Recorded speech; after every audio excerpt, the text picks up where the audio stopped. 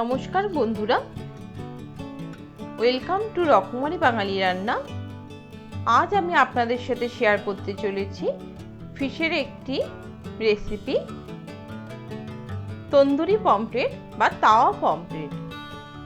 বন্ধুরা, কিভাবে এটা গ্যাসের মধ্যে বানিয়ে নেবেন সেটাই আজকে আমি আপনাদের সাথে শেয়ার করব এবং খুব সহজে এটা বানিয়ে নিতে পারবেন।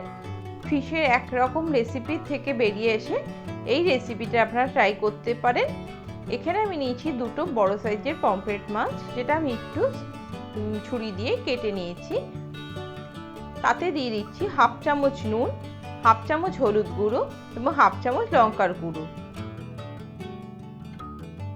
আর সাথে দিচ্ছি হাফ পাতিলেবুর রস। এগুলো দিয়ে আমি খুব ভালো করে মাছটা দুদিক থেকে মাখিয়ে নিচ্ছি। মাছটা খুব ভালো করে মাখিয়ে নিতে হবে যাতে সব দিকে ভালো করে মশলাটা মাখে।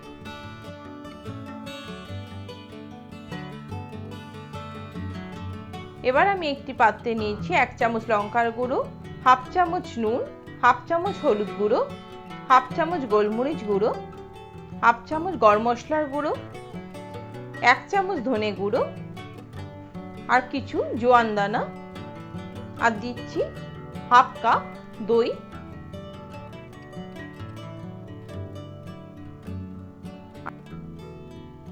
আদা রসুনের পেস্ট দিলাম 1.5 চামচ। এবার আমি এগুলো খুব ভালো করে মিক্স করে নেব।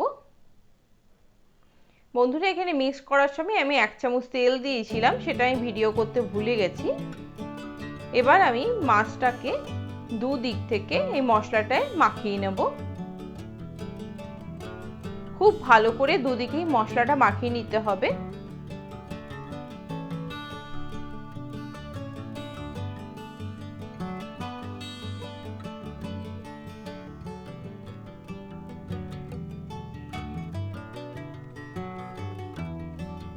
মশলাটা মাখিয়ে আমি 20 মিনিটের জন্য রেখে দেবো।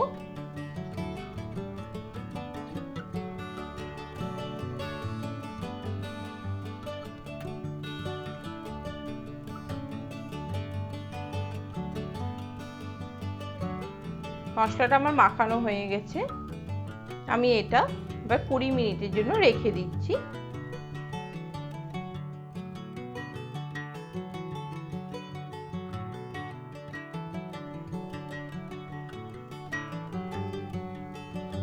কুড়ি মিনিট পর আমি প্যানে দিয়ে দিচ্ছি তেল। তেলের মধ্যে এটা ফ্রাই করতে দিচ্ছি। খুব সামান্য তেল দেবেন, বেশি তেল দেবেন না।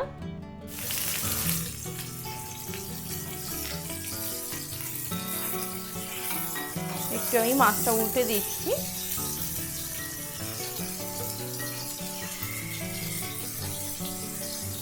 মশলাটা দিয়ে ম্যারিনেট করে রাখার জন্য এটা খুব টেস্টি তৈরি হবে।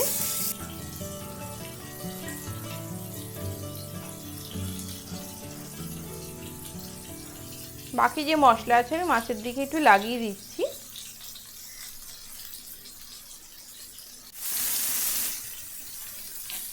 এইভাবে মাছটা দুদিক থেকে বারবার একটু উল্টে দিয়ে ভেজে নিতে, ফ্রাই করে নিতে হবে। দুটো মাছটা আরেকবারের জন্য উল্টে দিলাম।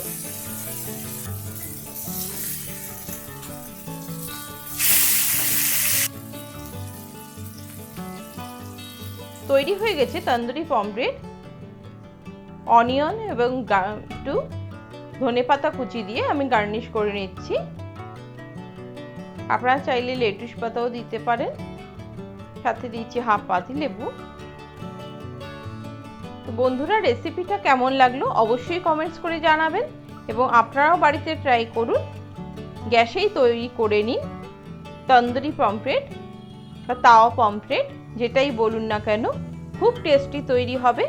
রেসিপিটা আপনারা ট্রাই করে দেখবেন এবং কেমন তৈরি হলো সেটা আমাকে কমেন্টস করে জানাতে ভুলবেন না।